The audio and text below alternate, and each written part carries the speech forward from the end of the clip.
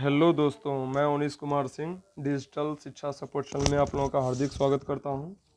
और मैंने इस चैनल को इस मकसद से बनाया है कि भविष्य में या अभी वर्तमान में पंचायत सहायक जितने भी हैं सबको किसी भी प्रकार की कोई भी अगर ब्लॉक से या ज़िले से अगर कोई कार्य दिया जाता है तो उनको कोई परेशानी ना हो। और उसी के सिलसिले में मैंने एक रिलेटेड मिशन अंत्योदय, जिसका कि सब लोगों को हर एक पंचायत ग्राम पंचायत में सभी पंचायत सहायकों को सर्वे करने को मिला है। तो बहुत भाइयों एवं बहनों को परेशानी हो रही है कि इसको हम लोग फिल कैसे करें। तो उसी के समाधान के लिए आज मैंने इस वीडियो को बनाया है, जिससे कि आप लोगों की सारी जो भी तकलीफ़ें हैं या जो भी दिक्कतें आ रही हैं सब दूर हो जाएंगी। तो दोस्तों, मैं यही आप लोगों से कहना चाहूँगा कि अगर आप लोग चैनल को सब्सक्राइब कर लेंगे तो जैसे किसी भी योजना या किसी मान लीजिए मानदेय लगाने से संबंधित या कुछ भी अगर आप लोगों को कोई भी दिक्कत हो रही है सर्वे से, तो मैं उस पर हर एक पे एक एक वीडियो बनाता जाऊंगा, जिससे कि आप लोगों को परेशानी ना हो। और अगर सब्सक्राइब कर लेंगे तो बार बार आप लोगों पे नोटिफिकेशन यूट्यूब के माध्यम से चला जाएगा, जिससे आप लोगों को दिक्कतें नहीं होंगी कि कब मैंने क्या वीडियो बनाई है। तो सबसे पहले हम लोग स्टार्ट करते हैं मिशन अंत्योदय कि कैसे सर्वे करते हैं, एक नज़र देख लेते हैं। ये आप लोग ऐप देख ही रहे हैं, मिशन अंत्योदय मेरे स्क्रीन पे है, ये सब में डाउनलोड होगा। इसको हम लोग क्लिक कर लेते हैं तो देख रहे हैं कि मिशन अंत्योदय को अगर हम लोग अगर ऐप में प्रवेश करते हैं तो सबसे पहले देखिए ये ऊपर ईमेल या मोबाइल नंबर दिया है। तो आप लोग या तो ईमेल आईडी डाल दीजिए या तो मोबाइल नंबर डाल दीजिए। पासवर्ड जो भी आप लोग ब्लॉक के माध्यम से जो भी बनाए होंगे उसको पासवर्ड आप लोग फिल कर दीजिए। उसके बाद लॉगिन पे क्लिक कर दीजिए। लॉगिन पे क्लिक करने के बाद देखिए कुल गाँव निर्जन, वीडियो को ज़्यादा लंबा नहीं करेंगे इसलिए थोड़ा जल्दी जल्दी बता रहा हूँ। तो इस पर आप लोग ठीक है कर दीजिए, क्लिक कर दीजिए। गांव का डेटा सिंक करने से मतलब है कि अगर आप लोग अगर कुछ भी अगर मान लीजिए जितने भी 180 या 225 जितने भी क्वेश्चन हैं लगभग, उसमें से अगर आप लोग अगर 10-15 क्वेश्चन को कर लेते हैं तो अगर सिंक कर देते हैं तो उस पर बार बार दिखाता है कि मतलब उस स्टेप को बार बार भरना नहीं पड़ेगा। ठीक है, तो हम लोग सबसे पहले आते हैं जीपी सर्वेक्षण डाटा भरे में। गांव को अपने चूज कर लेंगे। मेरा एक ही गांव है कूसी, तो मैं कूसी चूज कर लेता हूँ। आप लोगों में जैसे बहुत गांव होंगे कि एक राजस्व गांव में कई ग्राम होंगे। ठीक है, तो ग्राम पंचायत एक ही होगा पर कई ग्राम होंगे। तो जिस ग्राम हम लोग एक ध्यान देंगे कि जिस ग्राम का हम लोग सर्वेक्षण कर रहे हैं या सर्वे कर रहे हैं उसी पे क्लिक करेंगे तो उसको मतलब जैसे हर व्यक्तियों की संख्या पूछेगा पुरुषों की, तो वो अलग अलग भरेंगे। ठीक है, जिस गांव पे क्लिक करेंगे उस गांव का हम लोग सूचना इस पर लिख देंगे। देखिए कुर्सी मैंने चूज कर लिया, जारी कर दिया। ठीक है, अब देखिए स्थान विवरण में उत्तर प्रदेश, जिला सोनभद्र, खंड रॉबर्टसन, ग्राम कुशी, ऐसे ही यहाँ पे आप लोगों के ग्राम का नाम रहेगा जो भी आप लोगों का विकास खंड रहेगा। अब देखिए मूल मापदंड पे आएंगे। इसमें देखिए संसदीय निर्वाचन क्षेत्र, जैसे मेरा मेरा जो है क्षेत्र वो रावटसगंज है, तो मैंने रावटसगंज को मैंने क्लिक कर लिया। संसदीय क्षेत्र का मतलब जिस सांसद हर जगह पे होता है ना, तो वही उनका संसदीय, सांसद जिस क्षेत्र से होता है उनको संसदीय क्षेत्र कहा जाता है। विधानसभा क्षेत्र मेरा घोरावल है, हम लोग घोरावल में वोट देते हैं। विधानसभा से तात्पर्य है कि आप लोगों के जो भी विधायक हैं वो किस विधानसभा क्षेत्र के हैं। तो मेरे विधायक घोरावल के हैं तो मैं घोरावल डालूंगा। गांव की यहाँ पे कुल जनसंख्या, कुल जनसंख्या में देख लीजिए मैंने जो गांव को चूज किया है उसी गांव की बस केवल जनसंख्या डालेंगे। मेरा एक गांव है तो मैं एक ही गांव का पूरा जनसंख्या डालूंगा। आपके यहाँ 3 गांव है तो आप जिस गांव पे क्लिक किए रहेंगे वहाँ की जनसंख्या को भरेंगे।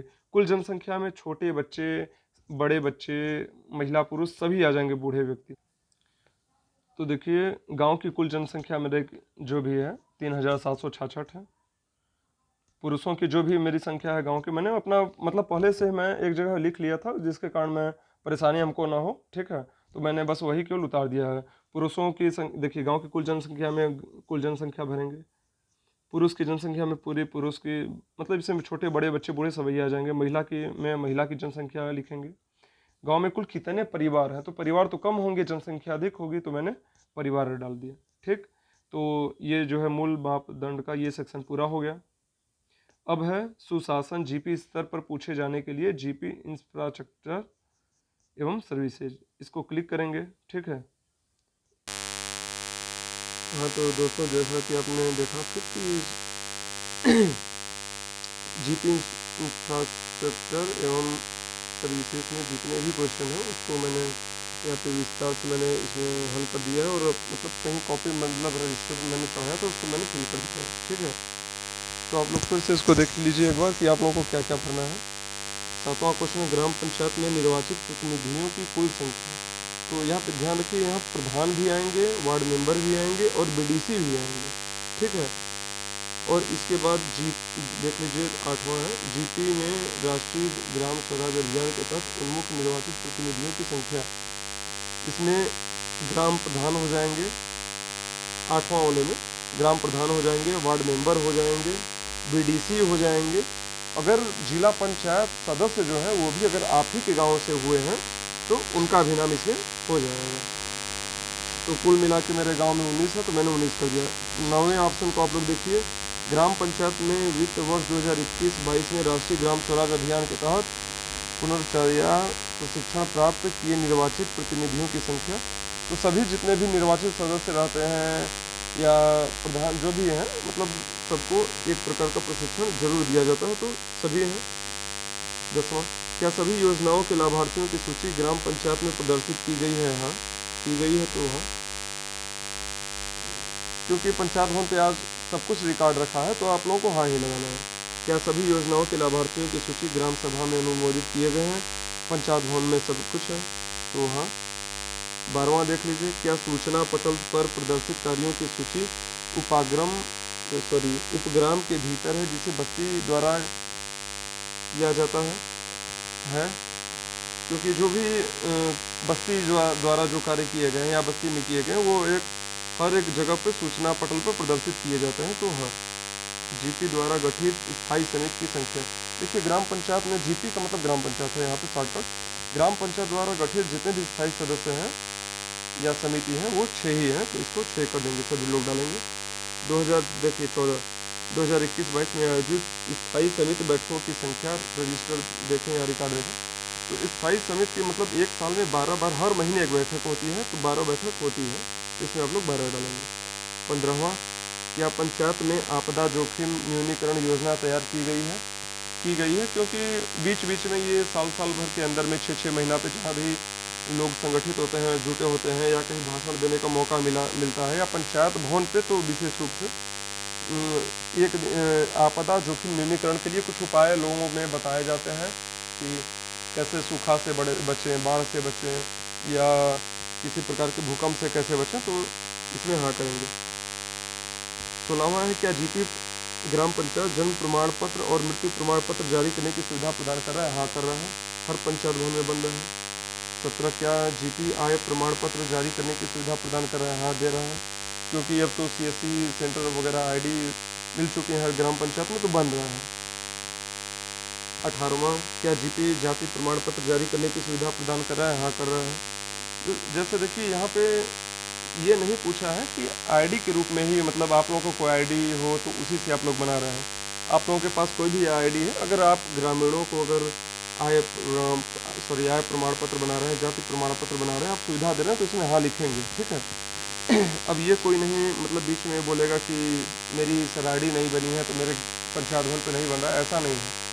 आप यहाँ आय प्रमाण पत्र हो जात, आप किसी की आईडी से अगर बना रहे हैं तो हाँ ही करेंगे। ठीक है। 19वां, क्या जीपी पंचायत भवन अनुमोदन जारी करने की सुविधा प्रदान कर रही है? हाँ। 20वां, क्या ग्राम पंचायत संपत्ति करों के ऑनलाइन भुगतान की सुविधा प्रदान कर रही है? देखिए, मेरे ग्राम पंचायत में नहीं है, ठीक है, तो मैं नहीं डाला हूँ। अगर आप लोगों के ग्राम पंचायत में अगर संपत्ति कर जैसे मकान वकान का होता है, या ग्राम पंचायत के नाम से कुछ ज़मीन होती है, उन ज़मीनों को अगर टेंडर के रूप में आप 1 साल के लिए देते हैं, तो मतलब वो संपत्ति कर ग्राम पंचायत में जमा होती है। अगर ऐसा हो रहा है तो आप लोग हाँ करेंगे। 21, क्या जीपी विभिन्न उपयोगकर्ता शुल्कों के ऑनलाइन भुगतान की सुविधा प्रदान कर रहा है? हाँ, कर रहा है। जैसे कि एग्जाम्पल में मान लीजिए कि मेरे गांव का कोई आय प्रमाण पत्र, जाति प्रमाण पत्र या निवास या कोई अन्य अगर कोई शुल्क अगर किसी भी सीएससी पे जा रहा है, किसी भी शहर पे जा रहा है, चाहे वो 20 किलोमीटर 50 किलोमीटर हो, तो वहाँ से ही शुल्क हम लोग के ग्राम निधि में आता है, तो हाँ कर रहा है। 22वां, ग्राम पंचायत में वन स्टाफ सेंटर की उपलब्धता है या नहीं है। सबको एक जगह स्टाफों को जुटाने की सुविधा कहीं नहीं है। ठीक है, मेरे गांव में नहीं है, अगर आपके गांव में होगी तो आप हाँ करिए। अगर नहीं है तो जीपी से दूरी कितनी है? 10 किमी से अधिक है मेरे गांव से, तो मैंने 10 किमी से अधिक डाला है। आप अपने गांव के करीब में देख लीजिए कि 1 किलोमीटर पे हो, 2 किलोमीटर पे हो, तो आप इसी में से सिलेक्शन कर लीजिए। 24, क्या स्थायी समिति में स्वयं सहायता समूह का प्रतिनिधित्व है? जी नहीं, नहीं है, एकदम नहीं है। क्योंकि स्वयं सहायता समूह का प्रतिनिधित्व है, पर स्थायी समिति में 2021-22 में नहीं था। ठीक है, तो मैंने नहीं किया है। अगर आप लोगों के पास, आप लोगों के गांव में है तो हाँ करिए। ठीक है, आप अपने ग्राम प्रधान से पूछ लीजिए, मैंने पूछा तो नहीं मैंने किया। ठीक है। 25वां है, ग्राम सभा में महिलाओं की भागीदारी क्या प्रतिशत था? ठीक है, इसमें जो भी औसत लेना है, तो 25वां देख लीजिए, जो महिलाओं की भागीदारी की जो प्रतिशतता पूछा है वो टोटल पुरुष कर लीजिए और महिला कर लीजिए, और उनमें जो भी अनुपात निकलता है, मेरे यहाँ जैसे 45% है तो मैंने 45 डाला है। ठीक है, ग्राम सभा में पुरुष भागीदारों की संख्या कितने परसेंट में? ये परसेंट में है 54। ठीक है, इसको 54 में समझ लीजिएगा, ये 54% है, ये 45% में है। 26वां, 2021-22 में आयोजित महिला सभाओं की संख्या, मतलब जो बीच बीच में ग्राम पंचायतों में कई महिलाओं का मतलब बैठ के अगर एक जगह विशेषकर महिलाओं के लिए समूह जो इकट्ठा होते हैं या महिलाओं पे विशेष चर्चा की जाती है, तो उसी को महिला सभा कहते हैं। तो हमारे गांव में 7 हुई है, आपके गांव में 1, 2, 3 जितना भी हो आप यहाँ पे फिल कर सकते हैं। 27वां, क्या पंचायत में सिंगल यूज प्लास्टिक पर प्रतिबंध लगाया गया है? हाँ, लगाया गया है। तो हाँ, सब कोई हाँ ही इसमें भरेगा क्योंकि सब जगह लगाया गया है। 28वां, ग्राम पंचायत में जैव विविधता प्रबंधन समिति कार्यरत है या नहीं? मेरे यहाँ कार्यरत है तो मैंने हाँ किया है। आप लोग यहाँ कार्यरत नहीं है तो आप लोग नहीं कर सकते हैं। ठीक है।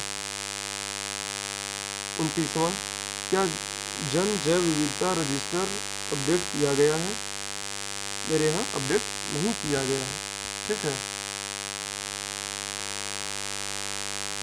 क्योंकि यहाँ पे जितने भी जैव विविधता से मतलब होता है कि मतलब जितने भी यहाँ पे पुरुष आदमी हैं और वो किस किस अमीर हैं, गरीब, मतलब कई खंड में बटे होते हैं, तो उसका एक अलग से श्रेणी बनाया जाता है या जाति से अलग श्रेणी बनाया जाता है। तो अभी तक मेरे यहाँ अभी नहीं है, रजिस्टर में रिकॉर्ड नहीं है, इसलिए मैंने नहीं किया है। 30वां, पंचायत भवन की उपलब्धता मेरे यहाँ है, तो मैंने हाँ किया है। आप लोग अपने ग्राम प्रधान से पूछ लीजिए, मतलब आप देख लीजिए कि ग्राम पंचायत भवन बना है कि नहीं, तो आप लोग नहीं कर दीजिए। ठीक है। 31वां देखिए, जीपी भवन या प्रमुख स्थान में जन सूचना बोर्ड की उपलब्धता, पहले देखिए रही या नहीं रही होगी वो अलग चीज़ है, पर सबको ये उपलब्ध और अवसान पे करेगा। क्यों? क्योंकि पंचायत भवन बना है और वहाँ पे सब कुछ भी जो कुछ भी है जन सूचना बोर्ड की मतलब उपलब्धता है। ठीक है। 32 है, क्या ग्राम पंचायत भवन में महिलाओं के लिए अलग और कार्यात्मक शौचालय की सुविधा है? मेरे यहाँ ग्राम पंचायत भवन में महिलाओं के लिए अलग से सुविधा नहीं है, तो मैंने नहीं किया है, क्योंकि मेरे यहाँ वहाँ विद्यालय बगल में है, तो वहाँ पे महिला पुरुष के अलग अलग है, तो काम है, मतलब अभी तक ग्राम पंचायत भवन के लिए महिलाओं के लिए अलग से नहीं बन पाया है, तो मैंने नहीं। या जीपी में समुदाय भवन है? मेरे यहाँ नहीं है, तो मैंने नहीं किया है। देखिए यहाँ पे एक 33वें पे एक थोड़ा सा दिक्कत था कि समुदाय भवन पंचायत भवन को भी कहा जा सकता है, क्योंकि पहले ये सुविधा नहीं थी। आजकल गांव में जो भी है 25, 50, 100 की संख्या में वहाँ पे एक समुदाय पहुँच जाता है पंचायत भवन, तो कह सकते हैं, पर अलग से भवन नहीं बना है, तो इस मैंने नहीं किया है। 35वां, ग्राम पंचायत में अनुसूचित जाति अनुसूचित जनजाति के निर्वाचित प्रतिनिधियों की संख्या, आप अपने ग्राम प्रधान से पूछ लीजिए। ठीक है, मेरे यहाँ देखिए 6 वार्ड मेंबर थे तो मैंने 6 लगाया है, और एक बीडीसी मेंबर थे तो मैंने 7 कर दिया। ठीक है, बीडीसी भी इसमें जोड़े जाएंगे। 36, ग्राम पंचायत में निर्वाचित महिला प्रतिनिधियों की संख्या, मेरे यहाँ 6 है तो मैंने 6 लगा दिया है। 37, क्या पंचायत ने बुजुर्गों तथा बेघरों और बेसहारा लोगों के लिए कोई सहायता तंत्र स्थापित किया है? मेरे यहाँ हाँ, क्योंकि मेरे यहाँ है, उन लोगों को जो भी मतलब कोई सहायता तंत्र होता है कि कोई बहुत विशेष रूप से बुजुर्ग है तो उसको कुछ अन्न वन्न मतलब कहीं से प्रदान करवाया जाए, ब्लॉक से या किसी भी सिस्टम से, या कोई भी समूह हो, मतलब मेरे यहाँ है। ठीक है, अब हम लोग पहुँचते हैं कृषि और भूमि विकास, ईंधन और चारा वाले पॉइंट पे। ठीक है, तो मैंने देखिए कृषि और भूमि विकास को मैंने खोल लिया और मैं इसको जा रहा हूँ फिल करने। हाँ, तो देखिए दोस्तों मैंने इस फॉर्म को फिल कर लिया है 38वां देखिए, प्रधानमंत्री कृषि सम्मान निधि के तहत लाभ प्राप्त करने वाले परिवारों की संख्या। ठीक है दोस्तों, देखिए इसमें अगर आप लोग लिस्ट इसको ऑनलाइन निकालेंगे तो निकल जाएगा इसका। ठीक है, वहाँ से आप लोग ऑनलाइन जाके चेक कर सकते हैं कि आप लोगों के गांव में कितने हैं। तो ये देखिए कि बहुत लोग मेरे गांव में जैसे 538 हैं, बट 463 लोग ही लाभ प्राप्त कर रहे हैं, क्योंकि और लोगों का फॉर्म पेंडिंग में है, रिजेक्ट है, तो उनको मैं नहीं भरूंगा। ठीक है, 39वां, गांव की राजस्व सीमा के भीतर सरकारी बीज केंद्रों की उपलब्धता है या नहीं है, तो मेरे यहाँ नहीं है। ठीक है, 40वां, ग्राम में उनके स्थल सीमा के भीतर उपलब्ध न होने पर निकटतम सरकारी बीज केंद्र से दूरी। मैंने 2 से 5 किमी लगा दिया है, ये गलत है। 10 किमी से अधिक, मतलब सरकारी पोस्ट दिया है, मैंने प्राइवेट में दिया था। तो आप यहाँ से सरकारी बीज की दूरी कितनी है, जहाँ पे सरकारी बीज प्रोवाइड कराई जाती है, जहाँ पे सोसाइटी आपकी हो, तो 10 किमी से अधिक है। 41वां, क्या यह गांव जलागम विकास परियोजना का हिस्सा है? देखिए पहले तो नहीं था, इस समय है, तो मैंने यहाँ पे हाँ लगा दिया है, क्योंकि यहाँ पे 2021-22 का सत्र देखिए यहाँ पे नहीं दिया है, क्योंकि जो क्वेश्चन पूछा है 2021-22 का, वहाँ पे यहाँ पे सत्र दे रहा है, यहाँ पे नहीं दिया, तो हाँ। 42, गांव की राजस्व सीमा के भीतर सामुदायिक वर्षा जल संचयन प्रणाली, तालाब, बांध, चेक डैम आदि की उपलब्धता। मेरे यहाँ देखिए है, क्योंकि तालाब बहुत मात्रा में है। मेरे यहाँ 8 तालाब सरकारी हैं और कम से कम 12-13 प्राइवेट हैं, तो तालाब तो है ही। ठीक है, तो मैंने हाँ लगा दिया। 43, क्या गांव में सरकारी योजना के तहत कोई किसान समूह है? देखिए 10-15 किसानों का एक समूह, वो भी सरकारी रजिस्टर्ड होता है, मतलब वो रजिस्ट्रेशन करवाया जाता है, तभी जाके वो एफपीओ से चाहे पीएससीए से, मतलब नहीं है मेरे गांव में, तो मैंने लगा दिया है या कोई नहीं। ठीक। 44, गांव की राजस्व सीमा के अंदर खाद्यान्न भंडारण के लिए गोदाम की उपलब्धता। देखिए इसमें हर गांव में राशन की दुकान है, पर यहाँ पे कुछ भी राशन की दुकान से चर्चा नहीं किया है, क्योंकि खाद्यान्न भंडारण जैसे देखे होंगे कि कहीं कहीं टन टन में बहुत 20 टन हो गया, 50 टन हो गया, 100 टन हो गया, ऐसे कम से कम एक भंडारण के लिए गोदाम बनाए जाते हैं, तो यहाँ पे नहीं है, वो 5 किमी दूर है यहाँ से। तो देखिए 45वां पूछ ही दिया है, यदि गांव में राजस्व सीमा के भीतर उपलब्ध नहीं है तो खाद्यान्न भंडारण के लिए निकटतम गोदाम की दूरी। तो मैंने 2 से 5 लगा दिया, तो 5 किलोमीटर है, तो मैंने 5 लगा दिया। 46, गांव की राजस्व सीमा के भीतर प्राथमिक प्रसंस्करण सुविधाओं की उपलब्धता। देखिए मेरे गांव में नहीं है प्राथमिक प्रसंस्करण की सुविधा, तो मैं नहीं लगाया हूँ। आप यहाँ हाँ है तो आप हाँ लगा दीजिए। तो 46वें में देख लेते हैं, प्राथमिक प्रसंस्करण से मतलब है कि खेती के लिए कुछ प्राथमिकता अगर वहाँ पे दी गई है उस गांव में, उससे मतलब है, तो मेरे यहाँ नहीं है। ठीक है। 47वां है कि क्या गांव की अपनी राजस्व सीमा के भीतर कस्टम हायरिंग केंद्र, मतलब कृषि उपकरण कुछ पहुँच है? पहुँच से मतलब है कि दुकान वगैरह, तो मेरे यहाँ नहीं है, तो नहीं है। ठीक है। 48 है कि गांव की राजस्व सीमा के भीतर मिट्टी परीक्षण केंद्रों की उपलब्धता। मेरे यहाँ नहीं है, तो मैंने नहीं पे क्लिक किया है। 49, ग्राम में राजस्व सीमा के भीतर उपलब्ध न होने पर मृदा परीक्षण केंद्र की दूरी। तो देखिए मृदा परीक्षण केंद्र जो है वो या तो ब्लॉक से अपने पूछ के भर सकते हैं, मतलब जहाँ पे आपका परीक्षण केंद्र आपसे नज़दीक हो। तो मेरे यहाँ 10 किमी पे है, तो मैंने 10 किमी 5 से 10 किमी डाल दिया है। 50वां है, गांव की राजस्व सीमा में खाद दुकान की उपलब्धता। मेरे यहाँ नहीं है, तो मैंने नहीं कर दिया है। 51, ग्राम की राजस्व सीमा के अंदर उपलब्ध न होने पर नियमित खाद दुकान की दूरी। तो 2 से 5 है, तो 2 से 5 मैंने डाल दिया है। 52, सरकारी नहीं दिया है ना, नहीं। ठीक। 52, राजस्व रिकॉर्डों के अनुसार गांव की राजस्व सीमा के भीतर सामान्य चरागाहों की उपलब्धता। देखिए हर गांव में लगभग कहीं ना कहीं चरागाह की भूमि होती है। अगर आप यहाँ है तो आप यस करिए, नहीं है तो नो करिए या नहीं कर दीजिए। ठीक है। 53, प्रधानमंत्री किसान पेंशन योजना के तहत पंजीकृत इस गांव के किसानों की कुल संख्या, सर्वेक्षण पूर्ववर्ती संचयी संख्या। ठीक है। तो इसमें देखिए PMKVY, तो ये एक प्रकार की किसानों द्वारा पेंशन है, जो कि 18 साल से ऊपर और 40 साल के नीचे किसान जो हैं वो भर सकते हैं, जिससे कि 60 वर्ष के बाद उनको 3,000 रुपये पेंशन के रूप में मिलना प्रारंभ हो जाएगा। ठीक है। तो मेरे यहाँ ऐसी संख्या 24 है। ये आप लोगों को देखिए गांव में पूछना पड़ेगा। ठीक है। इसकी लिस्ट मेरे ख्याल से नहीं मिलेगी, अगर मिलती है तो बहुत ठीक है। 54 देख लीजिए, ये देख लीजिए 53, ये जो प्रधानमंत्री किसान पेंशन योजना है, इसको एक बार फिर से सुन लीजिए कि 18 से लेकर 40 साल के बीच में जो भी किसान है वो कुछ अंशदान हर महीने के रूप में करते हैं, मतलब उनके बैंकों से कटता है और उतना ही अंशदान सरकार देती है, ठीक है। और अनुदान के रूप में उतना देती है, और जिससे कि 60 साल के बाद अगर किसान वृद्धा हो जाता है तो उसको 3,000 रुपये पेंशन के रूप में हर मंथ मिलेगा, ठीक। 54वां है इस गांव के किसान की कुल संख्या जिन्होंने प्रधानमंत्री किसान पेंशन योजना के तहत लाभ प्राप्त किया है। ये देखिए 53वां वाला है कि मतलब कितने लोग लाभ प्राप्त करते हैं। तो मेरे गांव में अभी लाभ प्राप्त नहीं किए हैं, ठीक है, अभी केवल भर ही रहे हैं।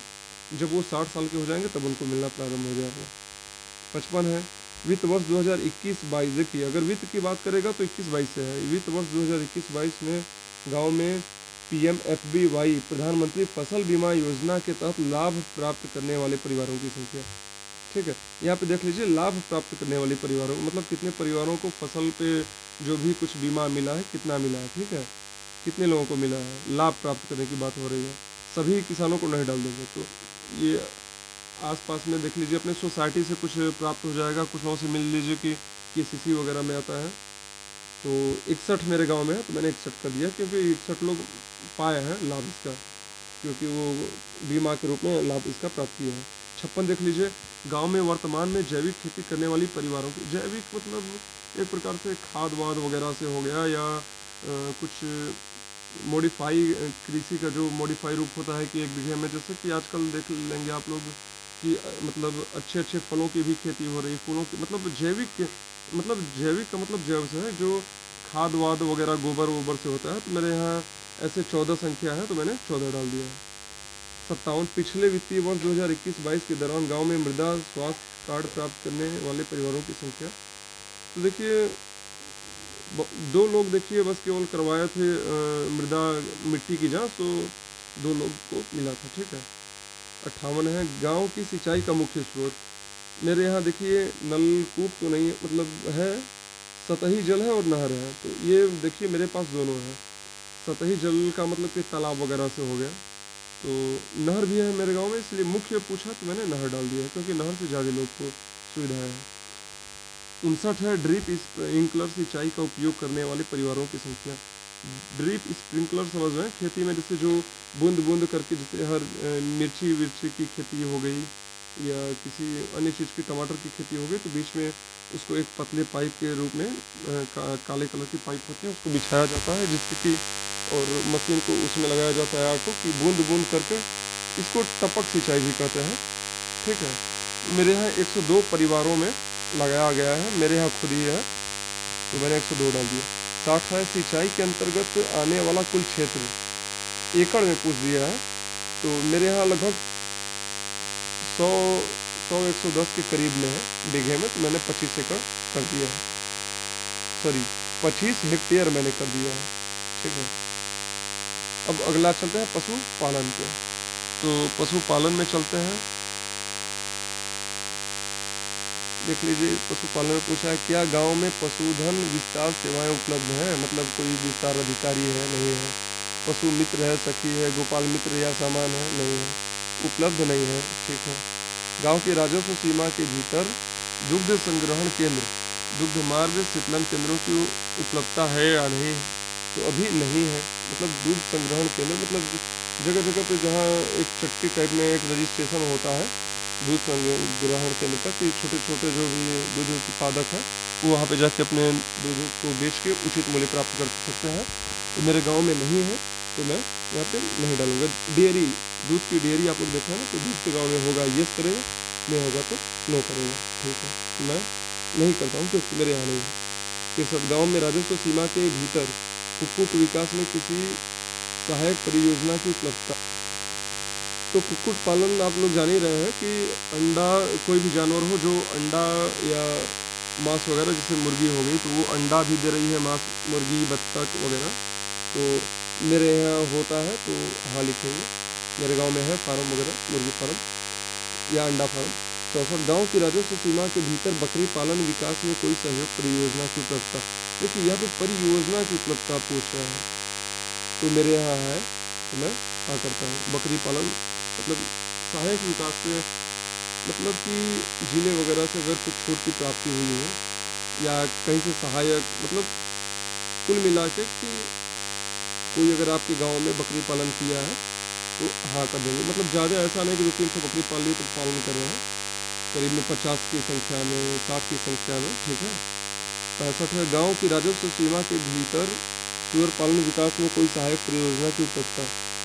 तो मेरे गांव में एक लोग हैं, 2 ठो सुअर रखे हैं, ठीक है।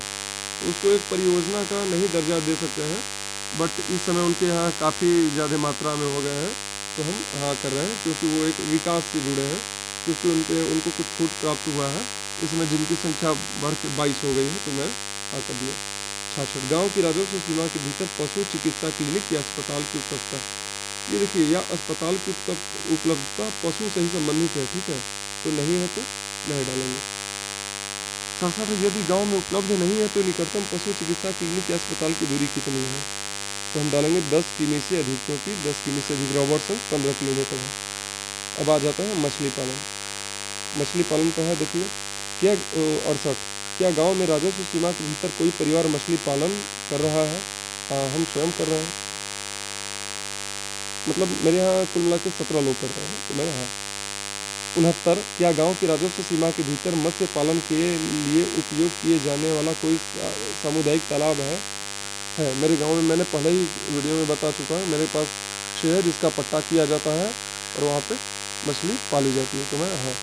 70, आप लोगों के पास भी अगर गांव में एक भी पोखरा है और उसमें मछली पालन किया जाता है तो हाँ करेंगे। 70, क्या गांव में राजस्व सीमा के भीतर मत्स्य पालन के लिए कोई विस्तार सुविधाएं हैं? तो कोई विस्तार सुविधाएं नहीं है, जैसे कि बच्चा हो गया, मछली का जारा जिसको कहते हैं, या चारा हो गया, तो नहीं है, मैं नहीं करता हूँ। 71, यदि गांव में राजस्व सीमा के भीतर उपलब्ध नहीं है तो निकटतम विस्तार सुविधाओं की दूरी 10 किमी से अधिक है तो अधिक, ठीक। ग्रामीण आवास पे अब चले आते हैं। गांव में कच्ची दीवार छत वाले परिवारों की संख्या, तो इनकी संख्या मेरे गांव में है अभी 253।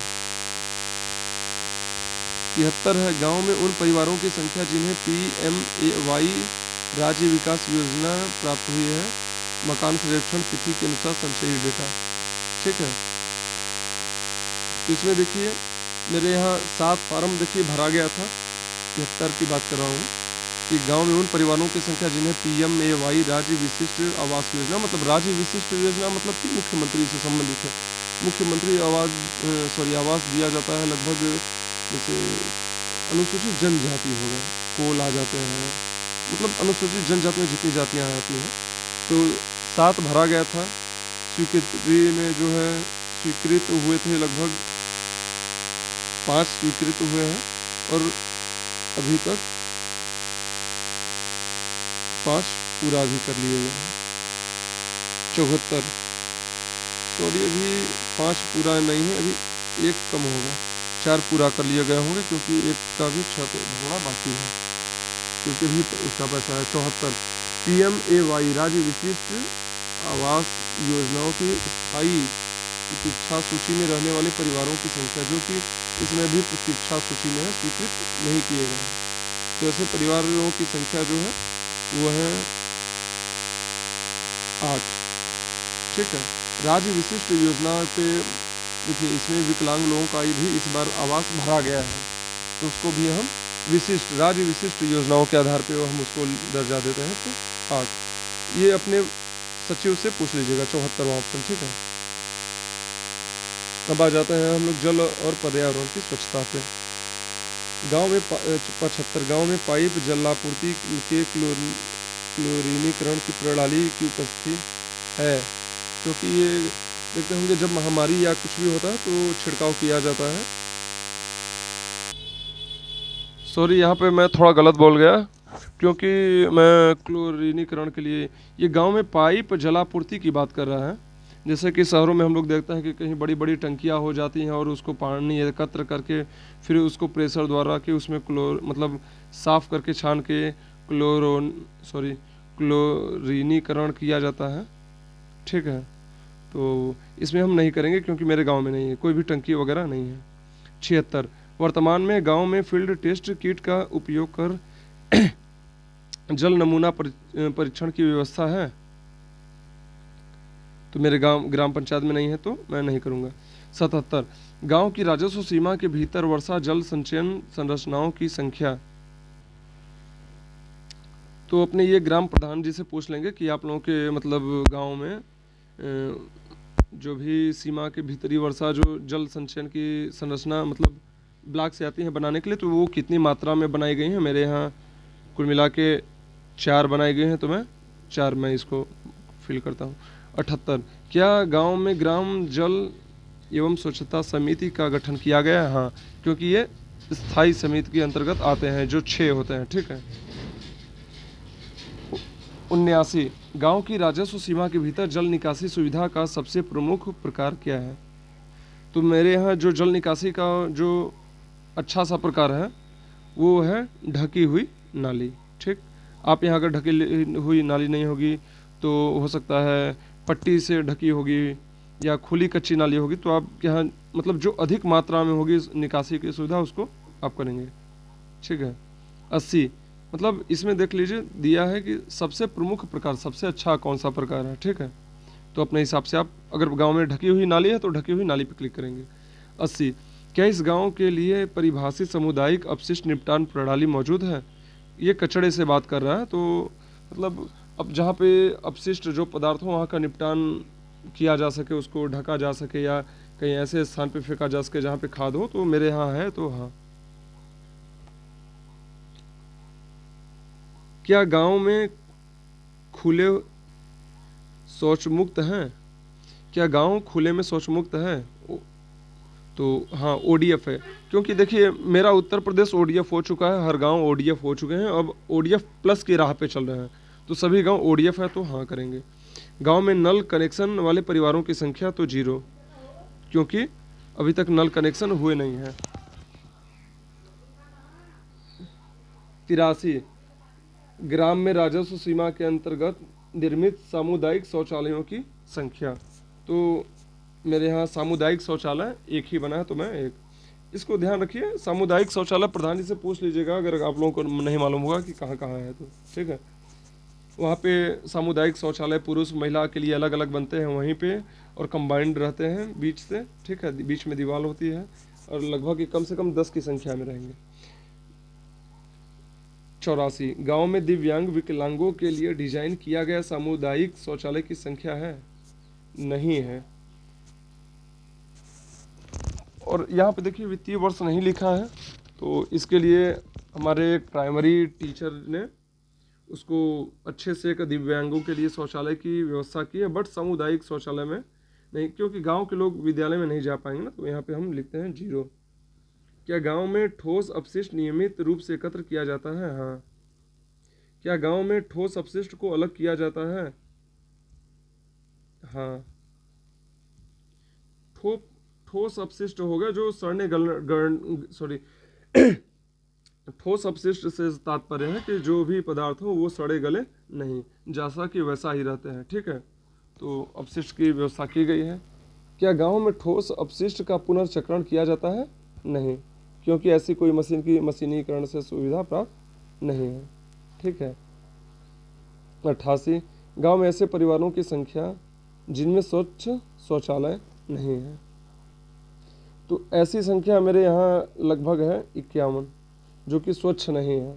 शौचालय स्वच्छता से बात कर रहा है, मतलब ऐसा ना हो कि उस पर कूड़ा कबाड़ा फेंका हो, या बहुत लोग अभी वीडियो में बताया गया था, कहीं से वीडियो लीक हुई थी, उसमें लोग गोईठा रख दिए थे अपना, बहुत लोग उसको दरवाज़ा निकाल के खटिया उसी में डाल के सो रहे थे, इतना बड़ा बनवाए थे।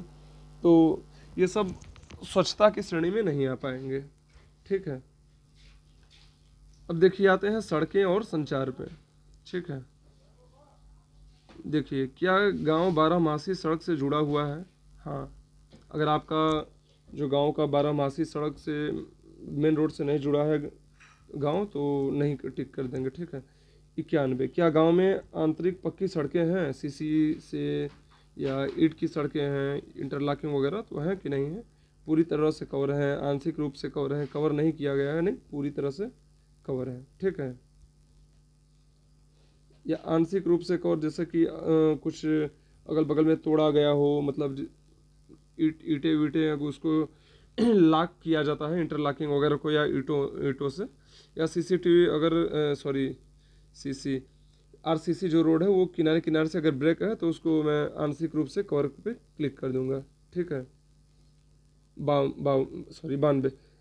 गांव में आने जाने के लिए सार्वजनिक परिवहन की उपलब्धता, बस है, वैन है, ऑटो है, तो ऑटो है तो ठीक, ऑटो पे क्लिक करेंगे। सरकारी बस है बस, प्राइवेट है बस, वैन है तो वैन पे क्लिक करेंगे। 94 पे आ जाता है। गांव की राजस्व सीमा के साथ रेलवे स्टेशन की उपलब्धता है कि नहीं है। मेरा गांव रेलवे स्टेशन से नहीं जुड़ा, इसलिए नहीं पे क्लिक करेंगे। यदि नहीं जुड़ा है, रेलवे स्टेशन 95 है कि नहीं जुड़ा है, तो कितने किलोमीटर है, तो 10 से 20 किलोमीटर। ठीक है। अब आ जाते हैं पारंपरिक और गैर पारंपरिक ऊर्जा पे। गांव में सौभाग्य योजना के तहत, नहीं सॉरी 96, ये क्वेश्चन मैंने छोड़ दिया। गांव में घरेलू उपयोग के लिए बिजली की उपलब्धता कितने हैं। 8 से 12 घंटे है, 12 घंटे से अधिक है, तो 12 घंटे से अधिक है मेरे गांव में, तो मैं क्लिक करता हूं। आपके गांव में 8 से 12 घंटे, तो आपसे उसी पे क्लिक करिए। 97, गांव में सौभाग्य योजना के तहत लाभ प्राप्त करने वाले परिवारों की संख्या। गांव में घरेलू उपयोग के लिए बिजली की उपलब्धता 12 घंटे हो ही है। 97, देखिए गांव में सौभाग्य योजना के तहत, सौभाग्य योजना के तहत मतलब ये बिजली से देखिए संबंधित है कि कितने लोग ये जो सौभाग्य योजना के तहत जो निःशुल्क बिजली उन लोगों को प्रोवाइड कराई गई थी, ठीक है, मतलब निःशुल्क बिजली कनेक्शन, तो वो कितने परिवार ऐसे हैं, तो 265 है, तो मैंने 265 पे क्लिक किया। ठीक है। आपके गांव में जितने होंगे आप उतना लिखिए।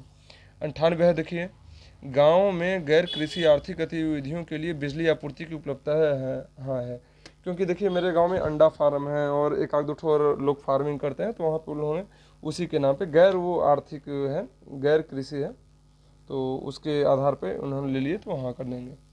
या आप लोगों के गांव में जैसे देख लीजिए, कई लोग अगर कोई ज़्यादा पावर का लेते हैं, जैसे कोई यंत्र उपकरण चलाते हैं उससे, तो उसको भी गैर कृषि मान लेंगे, जिससे कि कृषि का कार्य ना होता हो। ठीक है। गांव में घर के विद्युतीकरण के लिए सौर ऊर्जा का उपयोग करने वाले घरों की संख्या, तो 203 मेरे गांव में लोग सौर ऊर्जा का यूज करते हैं। 100वां क्वेश्चन है, गांव में घर के विद्युतीकरण के लिए पवन ऊर्जा का उपयोग करने वाले घरों की संख्या, तो यहाँ पे देखिए पवन ऊर्जा का उपयोग नहीं किया जाता है, तो मैं 0 लिखा हूँ।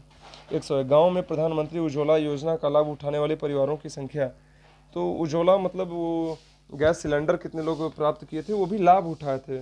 लिस्ट में तो नाम था 300 के आसपास में था। ठीक है। पर लाभ लिए हैं मेरे गांव में 189, तो मैंने 189 फिल किया है। 102, इस गांव में स्वच्छ ऊर्जा एलपीजी बायोगैस का उपयोग करने वाले परिवारों की कुल संख्या, देखिए मेरे गांव में 505 है, तो मैंने 505 किया है। लगभग एक अंदाज होता है, क्योंकि हर गांव में तो पूछ नहीं सकते हैं, मतलब हर घर में जाके, फिर भी एक औसतन 505 लोगों के पास है, एलपीजी यूज कर रहे हैं लगभग। 103, क्या गांव की राजस्व सीमा के भीतर सामुदायिक बायोगैस या कचरे की पुनर्व्यवस्था है। नहीं है, तो मैं नहीं क्लिक किया हूँ।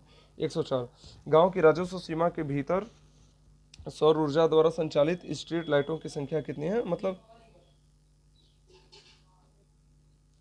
कि स्ट्रीट लाइट का मतलब होता है कि आप लोग देखे होंगे गांव पे, उस पे एक खंभा लगा होता है और उस पे बैटरी भी रखी रहती है, सौर ऊर्जा का प्लेट भी लगा होता है, और उसी खंभे पे एक सोलर लाइट होती है। तो मेरे गांव में ऐसे 5 हैं, तो मैंने 5 लिख दिया। आपके गांव में जितने होंगे तो आप ग्राम प्रधान जी से पूछ के उसको फिल कर दीजिए।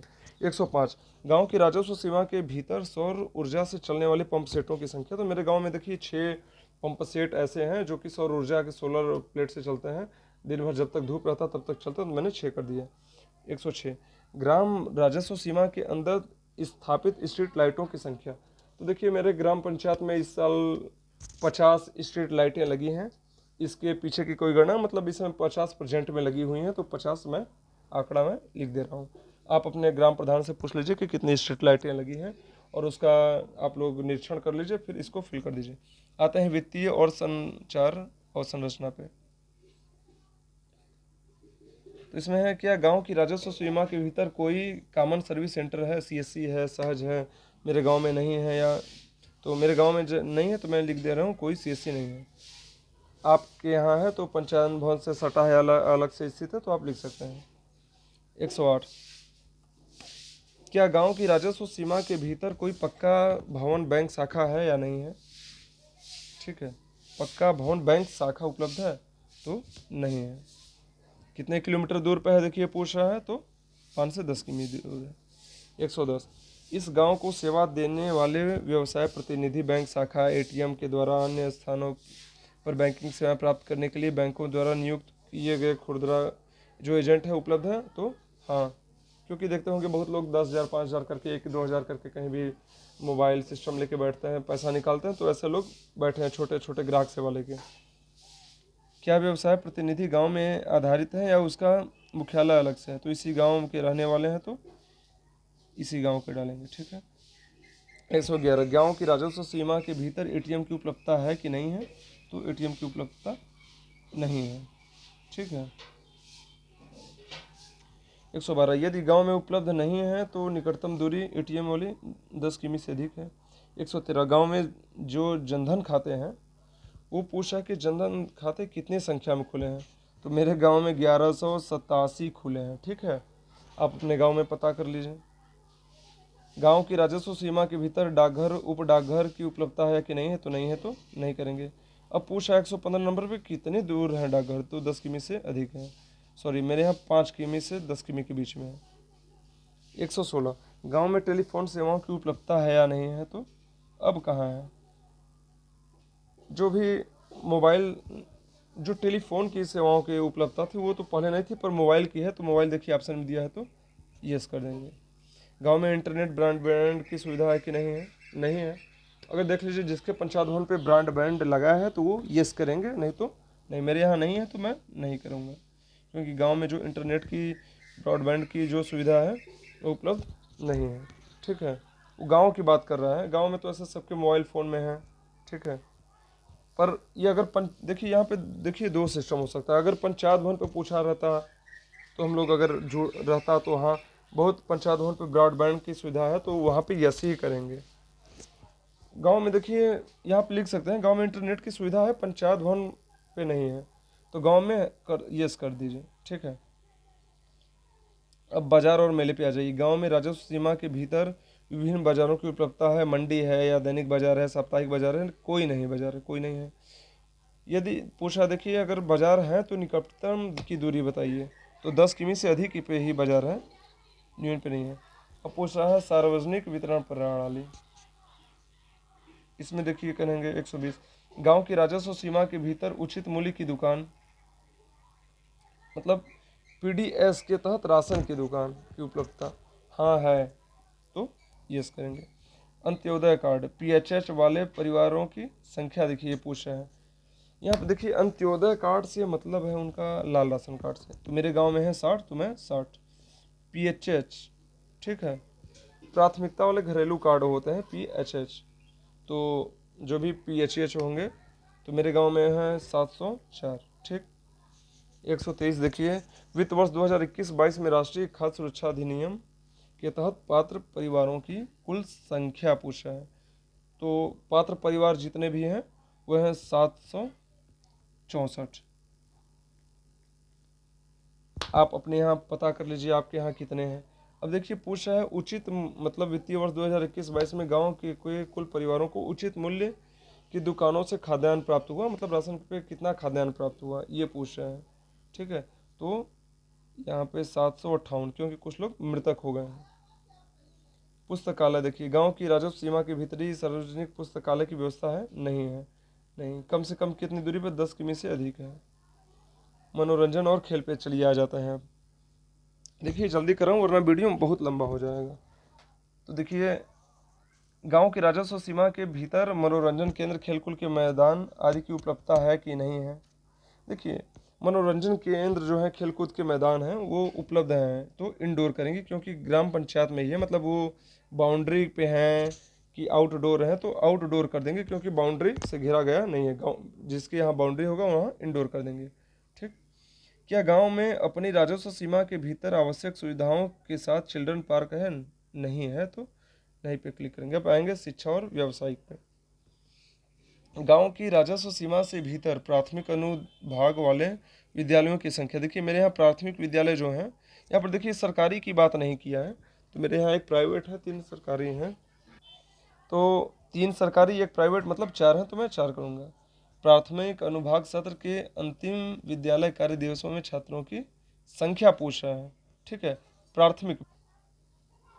तो देखिए यहाँ पे जो चारों विद्यालय हैं वहाँ की पूरी संख्या मिला के हो जाएगी मेरी संख्या 253। ठीक है। कार्यात्मक बिजली वाले प्राथमिक अनुभागों वाले स्कूलों की संख्या, देखिए जो बिजली है तो वो सभी विद्यालय में है, तो 4। कार्यात्मक शौचालय वाले प्राथमिक अनुभाग वाले विद्यालयों की संख्या, केवल लड़कों के शौचालय के साथ। यहाँ पे देखिए जो शौचालय पूछ रहा है केवल लड़कों के शौचालयों के साथ, लड़कियों के शौचालय, मतलब निरीक्षण करने में, मतलब शौचालय हैं कि नहीं है, कि दोनों के साथ हैं, दोनों के लिए शौचालय हैं। तो यहाँ पे हम क्या करेंगे, इसमें देखिए रिकॉर्ड में है। ठीक है, तो यहाँ पे एक इसको करेंगे और यहाँ पे भी एक डालेंगे क्योंकि है। ठीक है, दोनों के लिए शौचालय की उपलब्धता। तो देखिए यहाँ पे 4 विद्यालय हैं, तो चारों विद्यालय में है। ठीक है, इसीलिए लड़कों के लिए अलग से, लड़कियों के लिए अलग से, दोनों जगह हैं। दोनों के लिए शौचालय कितने विद्यालयों में है, तो चारों में है। बिना शौचालय के 0 है। ठीक है। कंप्यूटर लैब के साथ प्राथमिक अनुभाग वाले स्कूलों की संख्या यहाँ 0 है क्योंकि प्राथमिक स्तर पे कोई भी कंप्यूटर की सुविधा नहीं है। खेल के मैदान के साथ प्राथमिक अनुभाग वाले स्कूलों की संख्या। ठीक है, तो हर जगह चारों विद्यालयों में खेल के मैदान है, तो 4 पे क्लिक करते हैं, 135। पीने के पानी की सुविधा वाले, मतलब ये भी चारों विद्यालयों पे है, तो चारों, मतलब कितने विद्यालयों पे पानी पीने की सुविधा है, 137। गांव में वर्तमान में स्कूल में नामांकित बच्चों की संख्या कितनी है। देखिए 6 से 14 साल के लिए सभी नामांकित बच्चों की संख्या यहाँ पे पूछ रहे हैं। ठीक है, तो इसमें देखिए क्लास 1 से लेके 8 तक के सभी बच्चे आ जाएंगे। ठीक है, तो ऐसे बच्चों की संख्या जो है यहाँ 450 है। गांव में वर्तमान में स्कूल नहीं जाने, ये देखिए 450 आप लोगों को संख्या ज़्यादा लग रहा होगा क्योंकि मेरा गांव जो है वो बड़ा है, 3600 आबादी वाला गांव है, लगभग 4000। तो यहाँ पे विद्यालय भी 4 हैं। ठीक है, गांव में वर्तमान में स्कूल नहीं जाने वाले बच्चों की संख्या पूछ रहा है। तो जो वर्तमान में स्कूल जो नहीं जाने वाले बच्चे हैं उनकी संख्या जो है यहाँ पे है 8। 2021-22 शैक्षणिक वर्ष में गांव में स्कूल छोड़ने वाले बच्चों की संख्या, ये 3 है क्योंकि ये विकलांगता के कारण ये विद्यालय छोड़ दिए थे। अब उनको समझाया गया है, उनके माता पिता को, कुछ लोग आँख से विकलांग थे तो उनके लिए सुविधाएं यहाँ पे मतलब नहीं है, क्योंकि जो दृष्टिबाधित हैं उनके लिए हर गांव में सुविधा नहीं हो पाती है, तो यहाँ पे नहीं है, तो 3 है। गांव में वर्तमान में स्कूल विशेष में जो भी है कि गांव में वर्तमान में स्कूल ऑब्लिक विशेष स्कूल में नामांकित विकलांग बच्चों की संख्या, तो यहाँ पे विकलांग बच्चों की टोटली संख्या है 4, जो इस समय प्रेजेंट टाइम की बात है। गांव में अनुसूचित जाति, अनुसूचित जनजाति एवं पिछड़ा वर्ग अल्पसंख्यक परिवारों की संख्या जिनके बच्चों को वर्तमान में छात्रवृत्ति मिल रही है। ठीक है, तो इसमें जो भी वर्तमान में जो छात्रवृत्ति जितने बच्चों को मिल रही है, तो ये इनकी संख्या जो हमारे पास है वो संख्या है। देखिए यहाँ पे विद्यालय का देखिए जिक्र नहीं किया है कि क्लास 1 से 8 तक कि 1 से 5 तक। ठीक है, तो यहाँ पे टोटली अगर बच्चों को अगर हम संग्रह कर लेंगे तो यहाँ पे टोटल जो बच्चे आएंगे जो BA BSc वगैरह हर एक चीज़ के लिए आ जाएंगे, और अनुसूचित जनजाति, पिछड़ा वर्ग और अनुसूचित जाति के लिए तो उनकी भी संख्या लगभग है 458 के करीब में। वित्त वर्ष 2021-22 में गांव में आयोजित बाल सभा, इसमें क्लास 1 से 5 इसको हम माइनस कर देता हूँ क्योंकि क्लास 1 से 5 और 8 तक में नहीं आती है, तो इसकी इनकी संख्या अगर काट देंगे पूरी तो आ जाएगी 204 बच्चों को मिल रही है। वित्त वर्ष 2021-22 में गांव में आयोजित बाल सभा की संख्या, बाल सभा मतलब बच्चों की एक, मतलब हर शनिवार को एक बाल सभा का आयोजन किया जाता है।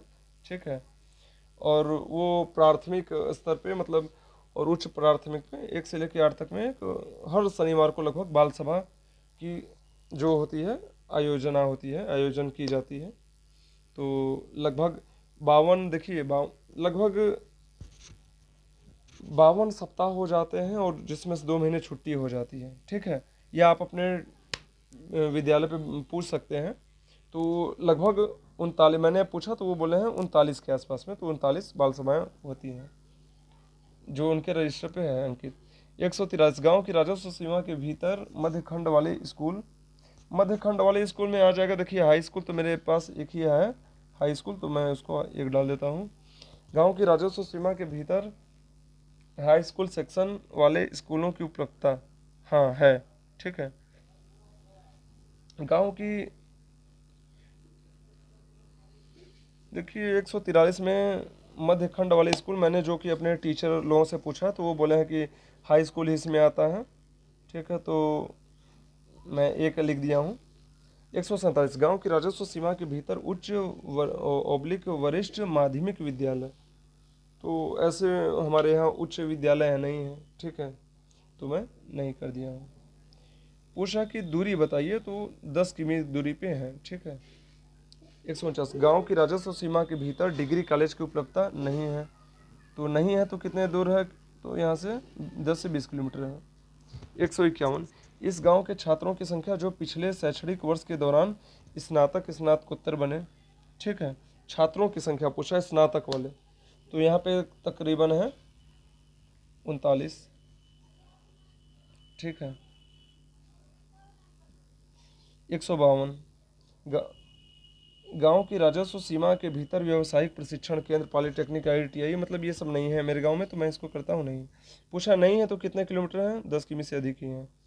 154 2021-22 में किसी कौशल विकास कार्यक्रम के तहत प्रशिक्षित गांव में प्रशिक्षुओं की संख्या, तो ऐसे प्रशिक्षु 12 हैं जो कि कौशल विकास मिशन के आधार पे उन्होंने प्रशिक्षण लिया है। ठीक है, सॉरी 72 हो गया, 12 हैं। अब देखिए आते हैं स्वास्थ्य एवं पोषण, मातृ एवं बाल विकास और परिवार कल्याण। ये देखिए इसको भरने से पहले सबसे पहले आप अपने आशा एनएम CHO से मिल लीजिए, क्योंकि बिना उनके सहयोग से आप कुछ भी नहीं कर पाएंगे। तो देखिए मैं भरा हूँ। ग्राम के राजस्व सीमा के भीतर उपकेंद्र PHC CHC की उपलब्धता। उपकेंद्र देखिए हर गांव में लगभग देख लीजिए, अपनी आशा आंगनबाड़ी से पूछ लीजिए है, मेरे यहाँ है। PHC पूछा है कि नहीं है, तो नहीं है। CHC है कि नहीं है, तो नहीं है। ये अपने आशा आंगनबाड़ी से आप पूछ लीजिए। ठीक है, यदि ग्राम राजस्व सीमा के भीतर उपलब्ध नहीं है तो निकटतम CHC PHC उपकेंद्रों की दूरी है तो 10 किमी से अधिक है। PHC की दूरी है तो PHC मेरा केकराई है तो 10 किमी से अधिक है। CHC देखिए मेरा मधुपुर है, वो भी 10 किमी से अधिक ही है। 157 ये सब देखिए आशा वालों से आप पूछ लीजिएगा, इसको अपने से फिल मत करिएगा। 157 गांव की राजस्व सीमा के भीतर जन औषधि केंद्र की उपलब्धता है कि नहीं है। देखिए मेरे यहाँ है तो यस, आप यहाँ नहीं होगा। आपके गांव में अगर CHO बैठती होंगी तब तो होगा, नहीं बैठती होंगी तो नहीं होगा। ठीक है, 158 PMJAY राज्य विशिष्ट स्वास्थ्य बीमा योजना के तहत पैनल में शामिल निकटतम अस्पताल की दूरी। तो यहाँ पे देखिए जो भी आयुष्मान कार्ड से संबंधित इसको मान सकते हैं, क्योंकि राज्य विशिष्ट स्वास्थ्य बीमा योजना के तहत में वो आ जाएगा। तो वो है यहाँ से 5 से 10 किमी सबसे निकटतम। ठीक है, अस्पताल आप अपना खोज लीजिए कि आपसे कितनी दूरी पे गांव के हैं, तो आप उसको फिल कर दीजिए। 100 देखिए 59 ग्राम की राजस्व सीमा के भीतर उपलब्ध आंगनबाड़ी उपलब्ध, मतलब आंगनबाड़ियों की संख्या पूछ रहा है। तो मेरे यहाँ कितनी है, 3 है, तो मैं 3 आंगनबाड़ी की संख्या जिनमें योजना के मानदंडों के अनुसार अपेक्षित बुनियादी ढांचा है। बच्चों महिलाओं के लिए बैठने उठने के लिए अलग से कमरा, रसोइयाँ, खाद्य पदार्थ भंडारण स्थान, बच्चों के अनुकूल शौचालय, बच्चों के खेलने के लिए अलग जगह, इंडोर आउटडोर की मतलब सुरक्षित पेयजल की सुविधा है या नहीं है, मतलब संख्या पूछ रहा है। तो ऐसे दो जगह है, एक जगह नहीं है। 162। आज की स्थिति के अनुसार गांव में 0 से 3 वर्ष के समूह में बच्चों की कुल संख्या। देखिए बच्चों की पूरी संख्या पूछा है 0 से 3। तो मैंने अपने आंगनबाड़ी आशा CHO से पूछा है, तो उनके हिसाब से है, सॉरी मैं दूसरे में भरने लगा, 162। इस गांव की राजस्व सीमा के भीतर स्थिति आंगनबाड़ियों में वर्तमान में पंजीकृत 0 से 3 वर्ष के बच्चों की कुल संख्या। ठीक है, 0 से 3 वर्ष के। देखिए ये गांव में जो कुल संख्या है टोटल, सॉरी ये 162 नीचे में है, क्योंकि आंगनबाड़ी के यहाँ मेरे इतने रजिस्टर्ड हैं, और इसमें उन्होंने बताया है कि जो बाहर मतलब पूरे जो बच्चे हैं उनकी संख्या है 186। आज की स्थिति के अनुसार गांव में 3 से 6 वर्ष की आयु के बच्चों की कुल संख्या 3। तो देखिए बच्चों की कुल संख्या पूछ रहा है, तो कुल संख्या में है 103। और पूछा है कि 165 में पूछा है कि आंगनबाड़ी में कितने पंजीकृत हैं, तो 98 हैं। गांव में 0 से 6 वर्ष की आयु के बच्चों के टीकाकरण की संख्या, जो कि टीकाकरण है उसकी संख्या ये पूछ रहे हैं। सॉरी मैं लग रहा है कि कुछ गलत मैंने डेटा भर दिया है यहाँ से। ये देखिए 0 से 3 वर्ष के लिए कुल टोटल बच्चे हैं मेरे यहाँ, उनकी कुल संख्या है 50। सॉरी मैंने कुछ गलत डेटा भर दिया था, ऊपर नीचे मैंने कर दिया था।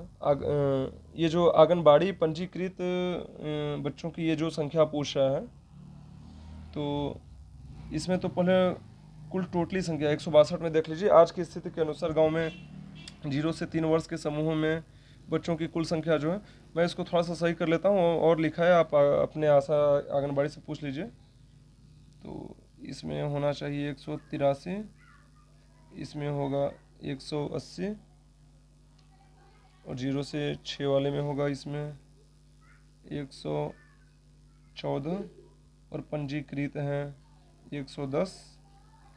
ठीक है, अब आते हैं टीकाकरण के लिए। मैंने टीकाकरण का अपडेट ऊपर कर दिया था। टीकाकरण में देखिए है कि 0 से 3 वर्ष में कितने बच्चों को टीकाकरण लगा है, तो 162। और पूछ रहा है 3 से 6 वर्ष के कितने बच्चों को टीका लगा है, तो 98, 167। आज तक ICDS रिकॉर्ड के अनुसार इस गांव में उनकी उम्र के लिए बहुत छोटे जो बच्चे हैं उनकी संख्या देखिए पूछ रहे हैं।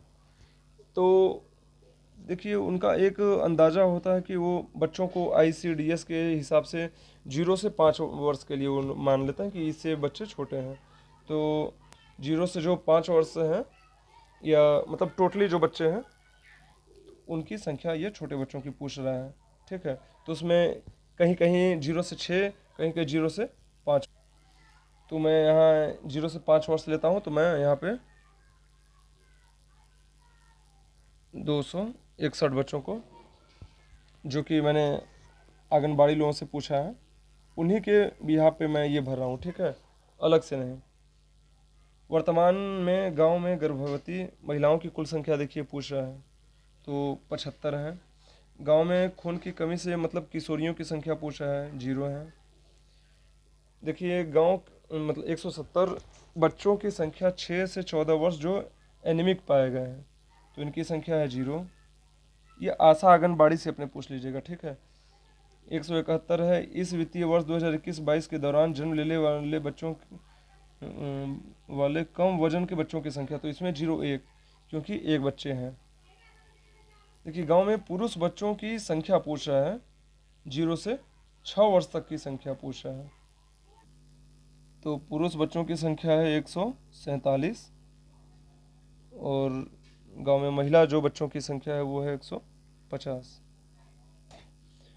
वर्ष 2021-22 में लापता बच्चों की संख्या 0। संदर्भ वर्ष में गुमशुदा महिलाओं की संख्या 18 वर्ष से ऊपर, जो मतलब 6 महीनों से जो भाग गई हों या पागल होके बाहर चली गई हों या भाग के चली गई हों, तो ऐसी संख्या 0 है। 176 2 से अधिक बच्चों वाले परिवारों की संख्या। ठीक है, इसको आप अपने प्रधान जिलों से और सबको एकत्रित करके परिवारों की संख्या पूछ सकते हैं। तो 267 के करीब में है, तो मैं 267 कर रहा हूँ। ठीक है, सॉरी, इसमें गुमशुदा महिलाओं की संख्या ये 0 है, इसमें देखिए 267। 177 वर्तमान में गांव में एनीमिक गर्भवती महिलाओं की संख्या, जो खून की कमी हो तो 1 है। ठीक है, 178 है वर्तमान में गांव में आईसीडीएस के तहत सेवाएं प्राप्त करने वाली गर्भवती महिलाओं की संख्या। ठीक है, तो आईसीडीएस के तहत जो भी महिलाएं सेवा पाती हैं उनकी संख्या पूछ रहा है। तो मेरी एनएम बताई है 60, तो मैं भरता हूँ 60। गांव में वर्तमान में स्तनपान कराने वाली कुल माताओं की संख्या पूछ रहा है, तो कुल मिला के 58। 180, सॉरी ये उन्होंने 1 साल का आंकड़ा बताया है। अगर इसमें टोटल जैसे पूछ रहा है तो इसको हम कर देंगे 81, क्योंकि उन्होंने इनम ने 1 साल का बताया है, तो यहाँ पे 81 बच्चे होंगे, सॉरी 81 माताएं होंगी। ठीक है, वो मैंने 1 साल का भर दिया था। 180 क्वेश्चन है वर्तमान में गांव में आईसीडीएस के तहत सेवाएं प्राप्त करने वाली स्तनपान कराने वाली महिलाओं की संख्या। 1 से अधिक आंगनबाड़ी केंद्र होने की स्थिति में प्रत्येक आंगनबाड़ी केंद्र से संख्याएं जोड़ें। जैसे कोई भी महिलाएं होती हैं जो कि स्तनपान करा रही हैं, तो उनको कुछ दलिया वगैरह, रिफाइंड वगैरह, मतलब आजकल आंगनबाड़ी पे मिलता है, तो ये उसकी संख्या पूछ रहा है। तो जितनी माताएं स्तनपान कराएंगी लगभग दिया जाता है, मतलब 61। ठीक है, मैं एनम के हिसाब से चल रहा हूँ, उन्होंने 58 डाला, मैं 58 ही लगा देता हूँ। 181 पिछले वित्तीय वर्ष 2021-22 में गांव में कुल महिलाओं जिन्होंने बच्चों को जन्म दिया है 21-22 में 61 महिलाएं हैं। देखिए फिर पूछ रहा है 182 में कि गांव में संस्थागत प्रसव की कुल संख्या कितनी है 21-22 में। तो 21-22 में कुल 47 प्रसव हैं। ठीक है, 47 बच्चे जन्मे हैं। 183 वित्त वर्ष 2021-22 में इस गांव में प्रधानमंत्री मातृ वंदना योजना के पात्र लाभार्थियों की कुल संख्या। ये बच्चों के होने पे 5,000, 2,000, 3,000 का कुछ लाभ दिया जाता है, वो अपने एनम से पूछ लीजिए। मेरी एनम 17 बताई, तो मैं 17 भरता हूँ। 184 वित्त वर्ष 2021-22 में इस गांव में प्रधानमंत्री मातृ वंदना योजना के तहत लाभ प्राप्त करने वाले लाभार्थियों की संख्या, सॉरी 17 इसमें भरा जाएगा क्योंकि इतने लाभ प्राप्त किए हैं। और लाभार्थियों, पात्र लाभार्थियों की कुल संख्या जो है उसको 41। ठीक है, ये अपने इनम से आप लोग पूछेंगे। 41 आवेदन हुए और 17 लाभ प्राप्त हुए। 185 वित्त वर्ष 2021-22 में गांव में नवजात बच्चों की कुल संख्या पूछ रहा है। ठीक है, कि कितने बच्चे नवजात हैं, तो इनकी संख्या जो कुछ भी है वो यहाँ पे 61 वो लिखवाई थी, और एक बच्चा डेथ कर गया था जिसके कारण की 60 है। 186 गांव के बच्चों की कुल संख्या जो वर्तमान में आईसीडीएस कॉमन एप्लीकेशन सॉफ्टवेयर में है। ठीक है, तो एक बच्चा गुजर गया था, तो सॉफ्टवेयर में 60 है। 187 आईसीडीएस कॉमन एप्लीकेशन, मतलब ये सॉफ्टवेयर कहने का मतलब कि जिनका जन्म प्रमाण पत्र बन चुका हो। ठीक है, 187 आईसीडीएस कॉमन एप्लीकेशन सॉफ्टवेयर में गांव के युवा एनीमिक बच्चों 0 से जो 59 महीने दिया है की संख्या बताइए। ठीक है, तो ऐसे बच्चों की संख्या 1 है।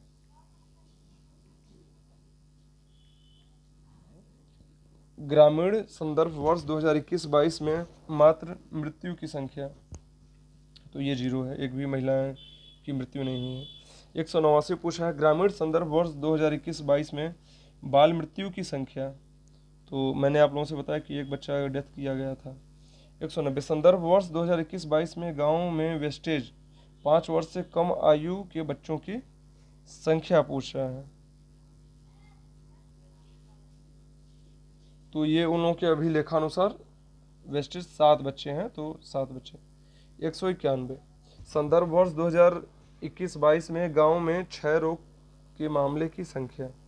तो मेरे गांव में क्षय रोग 4 लोगों को है, तो उनकी संख्या जो कि आशा द्वारा मिला है, तो 4 लिखेंगे।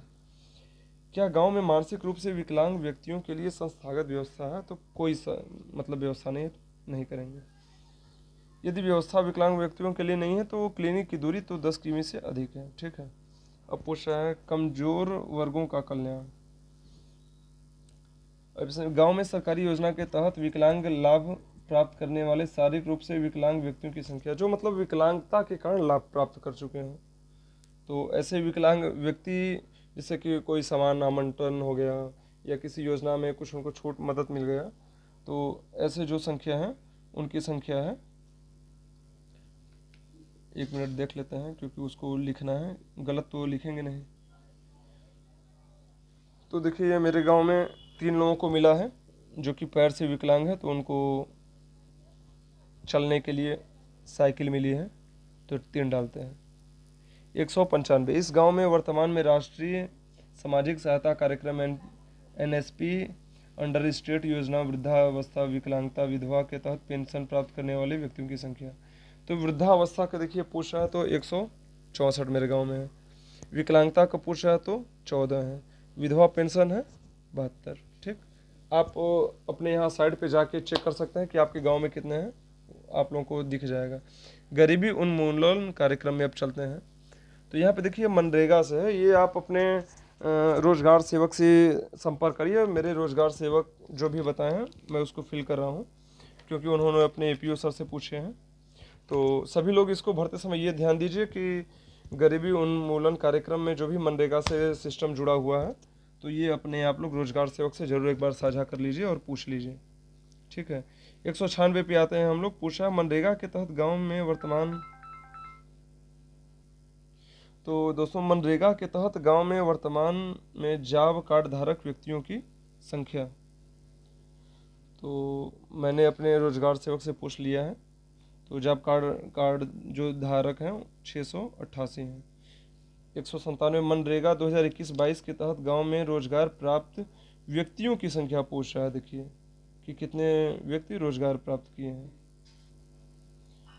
तो 304 व्यक्ति रोजगार प्राप्त किए हैं रोजगार सेवक द्वारा, मतलब उनके आदेशानुसार।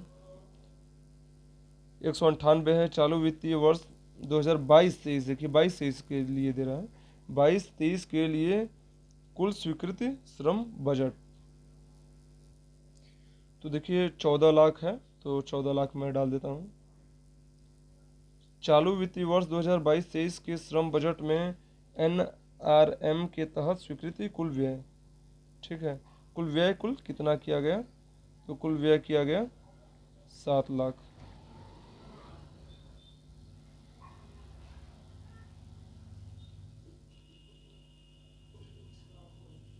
$200 है। वर्तमान में गांव की राजस्व सीमा के भीतर NRLM के तहत SHG की संख्या, ठीक है, तो SHG की जो संख्या NRLM के तहत है वो है 10। स्वयं सहायता समूह आप लोग जानते होंगे, तो मेरे यहाँ 10 हैं। 201 है नाबार्ड PMKSY या अन्य किसी अन्य राज्य योजना के तहत वर्तमान में गांव में राजस्व सीमा के भीतर SHG की संख्या पूछ रहा है। ठीक है, तो SHG की जो भी संख्या है, तो ऐसे मेरे यहाँ 2 हैं तो 2 डाल देते हैं। 202, गांव में राजस्व सीमा के साथ SHGS में जुटाए गए परिवारों की कुल संख्या पूछ रहा है। ठीक है, तो जो भी जुटाए गए संख्या है वो है 120 परिवार, नीचे 120 परिवार। 203, गांव में SHG की संख्या जो ग्राम संगठनों में संबद्ध है। ठीक है, जो तो एक संगठन देखिए जुड़ा हुआ है जो कि केयर टेकर हैं, तो एक है। 204, उत्पादक समूहों में जुटाए गए परिवारों की संख्या, तो यहाँ उत्पादक समूह जैसे किसान, महिला किसान हुए या मतलब जो जैविक खेती जो मिल के जुट के करें, एक कोई भी ग्रुप बना लें, तो ऐसी संख्या है 0, क्योंकि ऐसे महिलाएं नहीं हैं। इस गांव में के स्वयं सहायता समूहों की संख्या जिन्होंने बैंक से ऋण प्राप्त किया है तो 7 समूहों में ऋण प्राप्त किया है। 2021-22 में आयोजित संयुक्त प्रशिक्षण और बैठकों की संख्या, तो ये उन लोगों से आप लोग को किससे पूछना होगा, स्वयं सहायता समूह के जो भी अध्यक्ष वगैरह हों उनसे आप लोग पूछ लीजिए। तो उनसे हमने पूछा है, तो 52 हफ्ता उन लोगों का बैठक होता है, तो उन्होंने बताया कि 52। ठीक है,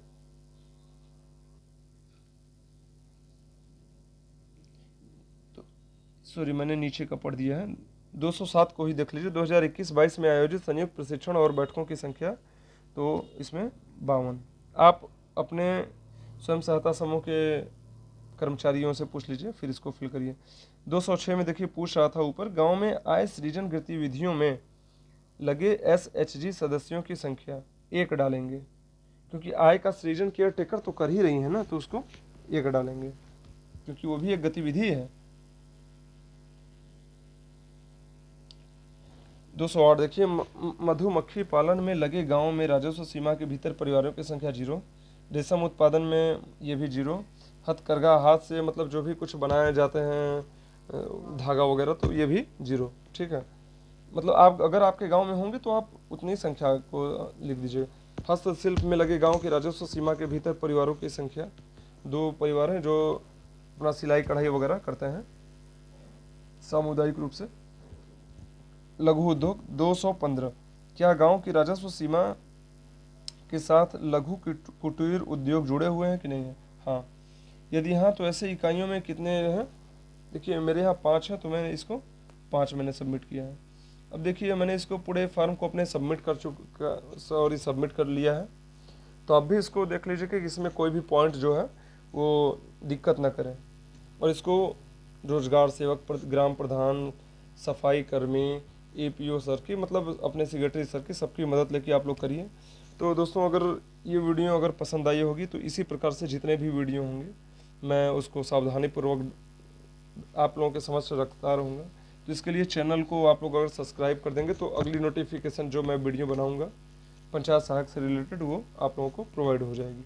ठीक है, इसको बाद फिर देखिए ड्राफ्ट सहेजा पे क्लिक कर देंगे तो वो सबमिट नहीं होगा, बट ये बार बार आपको भरना नहीं पड़ेगा। ठीक है, पर मैं इसको कर देता हूँ सबमिट। देखिए, कुल जनसंख्या कुल पुरुष और कुल महिला के योग से अधिक होनी चाहिए। कुल जनसंख्या लग रहा है कुछ भरने में ऊपर, ये देखिए गड़बड़ी कहाँ से हुई। हाँ ये देखिए पुरुष पुरुष वाले ऑप्शन में मैंने 1955 में डाल दिया था, ये 7 टच हो गया है 1955। ठीक है,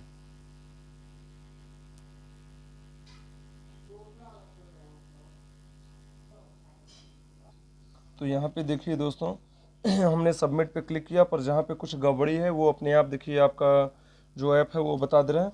गांव में जनधन खाता बैंक खाता रखने वाले वयस्कों की संख्या कुल परिवारों से कम या उसके बराबर होनी चाहिए।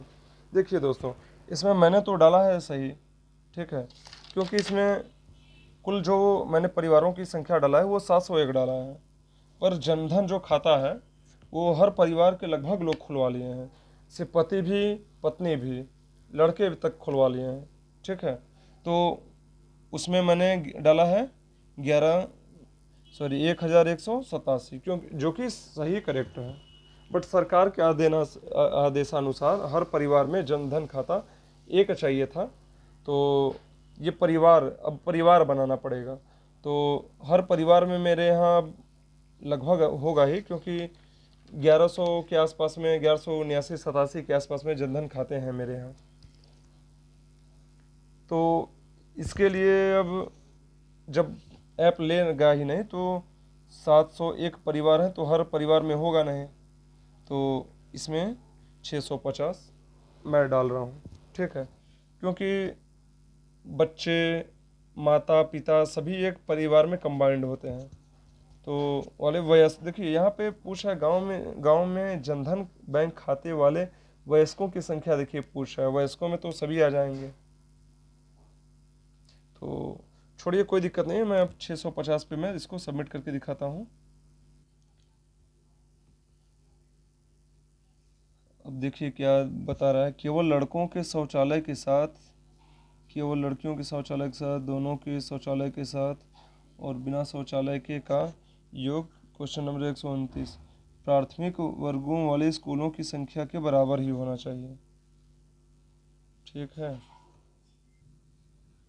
तो इसमें मैंने अलग अलग इसको भर दिया है, तो इसमें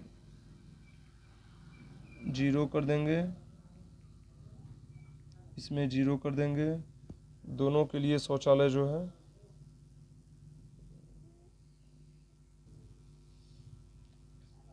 देखिए दोस्तों, मैंने अब अपनी जीपी सर्वेक्षण डाटा को पूरा आप लोगों के सामने भर चुका हूँ।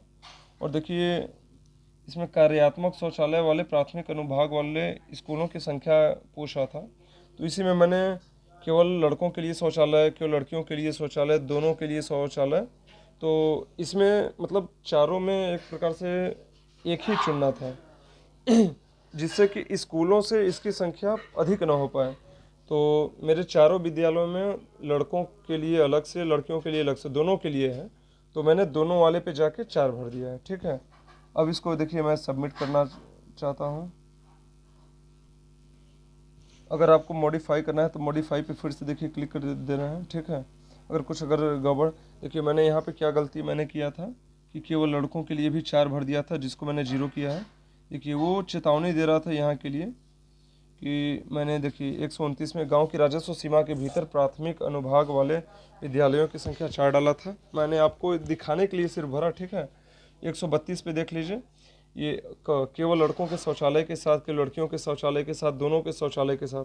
अगर मान लीजिए अगर आप लोगों के पास केवल लड़कियों के लिए मतलब एक विद्यालय, मान लीजिए आपके पास प्राथमिक 2 विद्यालय हैं, ठीक है, केवल लड़कों के लिए शौचालय एक विद्यालय में है और एक विद्यालय में दोनों के लिए शौचालय है, तो लड़कों वाले में 1 भरेंगे और दोनों के में वाले में भी 1 भर देंगे। उसके बाद चलिए हम करते हैं अपना सबमिट बटन पे देखिए क्लिक करते हैं। देखिए, to continue turn on device location, मतलब लोकेशन की ये मांग कर रहा है, तो मैं इसको देता हूँ लोकेशन। ठीक है, अब फिर से करता हूँ सबमिट।